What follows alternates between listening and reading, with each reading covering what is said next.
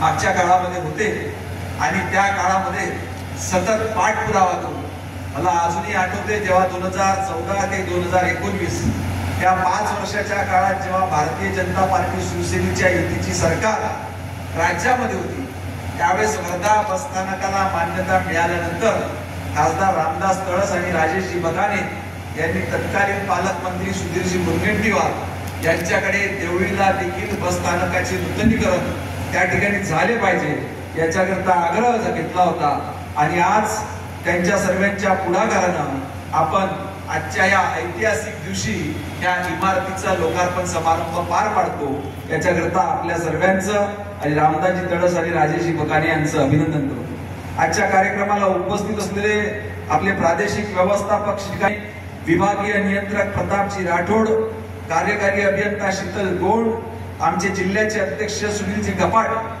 शिवसेनेचे जिल्ह्याचे अध्यक्ष आमचे मित्र गणेश शिखार, त्याच पद्धतीने मंचावर उपस्थित समस्त मान्यवर मंडळी आणि आजच्या या ऐतिहासिक सोहळ्याकरता उपस्थित असलेले समस्त बंधू भगिनी, आपण बघितलं की मधातल्या काळामध्ये आपल्या परिसरातल्या बसेसची हालत आणि बस स्थानकाची हालत अतिशय गंभीर झाली। या परिसरातला प्रत्येक नागरिक त्या ठिकाणी बस स्थानकावर येऊन खरोखर त्या ठिकाणी किती वेळ थांबायचं, बसची किती वेळ वाट पाहायची आणि आल्यानंतरची बस ही कुठल्या अवस्थेमध्ये राहील याची देखील परिस्थिती फार गंभीर होती। परंतु मधातल्या काळात जेव्हा 2014 ते 2019 भारतीय जनता पार्टी यांनी शिवसेनेचं सरकार या राज्यामध्ये आलं होतं, सर्वात मोठा निर्णय या राज्याचे मुख्यमंत्री सन्माननीय देवेंद्र फडणवीस साहेबांनी घेतला होता आणि जवळजवळ 450 बसस्थानक पहिल्या टप्प्यामध्ये नूतनीकरण करण्यात तेव्हा टॅक्स आलं। आपण सर्व भाग्यवान आहोत। त्यातल्या त्यात वर्धा विधानसभा मी पहिला भाग्यवान ठरलो की वर्धेच्या बसस्थानकाच्या नूतनीकरता आपण त्यावेळेस 8 कोटी रुपये मिळविले आणि सुनील भाऊ वर्धेसोबतच आपण सेलूचं बसस्थानक देखील नूतनीकरण केलं, त्याच्याकरता देखील 4 कोटी रुपयाचा निधी प्राप्त झाला। आपण कामही पूर्ण केलं, उद्घाटनही झालं आणि लोकांच्या सेवेत 2 नवीन पुरे बसस्थानक आपण त्या ठिकाणी रामदासजीचा आणि राजूभाऊंचा पाठपुरावा आणि आग्रह होता। सन्मान्य मुनगंटीवार साहेब आणि देवेंद्रजींनी सेलूकरता देखील नवीन बसस्थानक मंजूर केलं, मंजूर तर झालं होतं, परंतु 2019 मध्ये देवळीतल्या लोकांनी चुकीचा निर्णय घेतला, बरोबर काही आमदार निवडून दिला नाही, रामदासजीने गोष्ट मनावर घेतली आणि तेव्हाच रामदासजींनी ठरवलं का याचा उद्घाटन समारंभ राजेश बकानेंना आमदार करीन, त्याच वेळेस याचा उद्घाटन समारंभ होईल। आज तो सोन्याचा दिवस आला, राजेश बकाने आमदार झाले आणि देवळीमध्ये नवीन चकचकीत बस स्थानकाचा उद्घाटन आपण या ठिकाणी करतो आहे।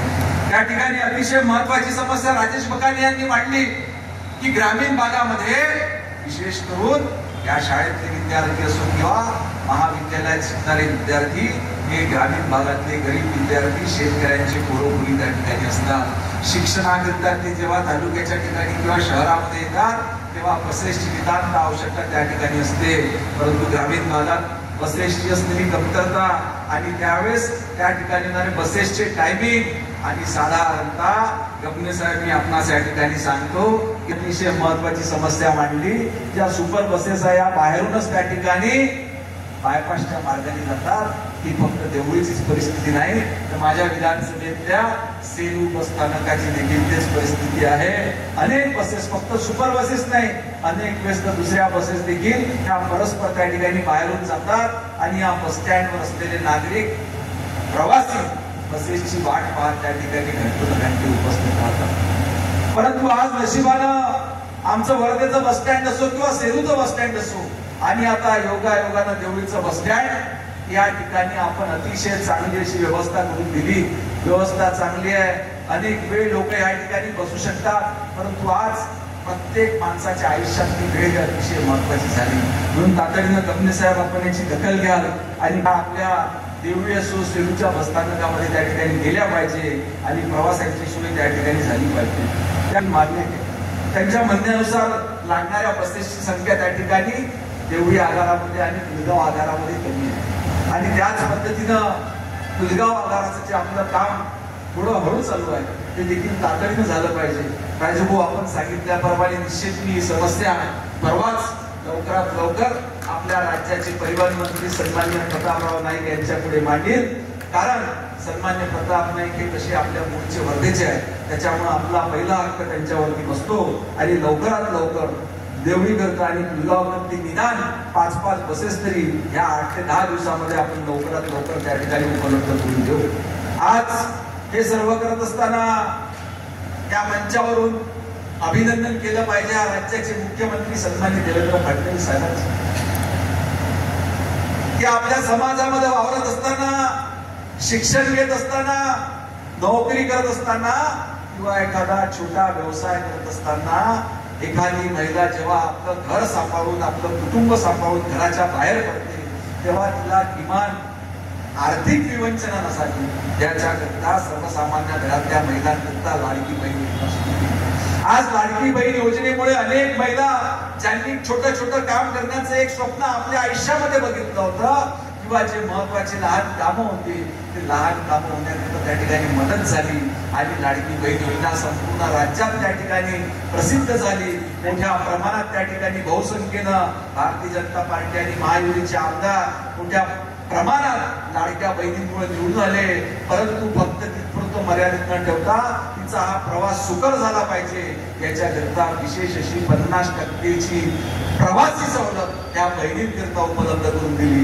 याच्यासाठी मुख्यमंत्री सन्माननीय देवेंद्र फडणवीस साहेबांचे मनपूर्वक आभार व्यक्त करीत आज त्या ठिकाणी मंचावर उपस्थित असलेले आमचे नेते माजी खासदार रामदासजी तडस यांनी अनेक लोकाभिमुख कामं त्या देवळी शहराकरता केले.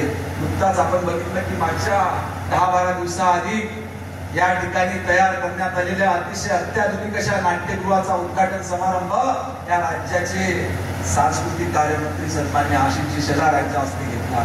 त्या ठिकाणी नाट्यगृह असो, स्टेडियम असो, बस स्टँड मध्ये देखील महत्वाची भूमिका आदरणीय रामदासजींनी निभावली. असं कुठलंही लोकाभिमुख काम अतिशय चांगल्या पद्धतीनं करण्याचं काम त्यांच्या हातून आतापर्यंत झालेलं आहे. बस स्टँड मध्ये आता या क्रीडांगणामध्ये जे इंडोर क्रीडांगण आदरणीय रामदासजी आपण त्या ठिकाणी तयार केलं, त्या ठिकाणी मॅचेस घेण्याकरता आपण जे सांगितलं की या बाहेरून येणाऱ्या खेळाडूंकरता राहायची व्यवस्था याच्याकरता 50 लाख रुपयाच्या निधीची मागणी आपण केली. ही लवकरात लवकर आपण मागणी पूर्ण करून त्या ठिकाणी चांगल्या पद्धतीची सुविधा खेळाडूंकरता निश्चितपणे करू याची ग्वाही मी आपणास या ठिकाणी देतो. आज आपल्या सर्वांचा जास्त वेळ न घेता सेलू तालुक्याच्या इतिहासामध्ये एक दैदिप्यमान असं काम आमदार राजेशजी बकाने यांच्या काळात आणि रामदासजी तडस यांच्या पुढाकारानं या ठिकाणी झालं. त्याच्याकरता समस्त देवळीवासियांचं मनपूर्वक अभिनंदन करून मी माझे 2 शब्द सांगतो. धन्यवाद. सरांनी अतिशय मौल्यवान शब्दात आपल्याला मार्गदर्शन केलंय. मित्रो, आपण कार्यक्रमाच्या अगदी शेवटच्या टप्प्यात लढण्यात शान आहे, आयुष्य छान आहे, थोडे लहान आहे, रडतोस काय वेड्या, लढण्यात शान आहे.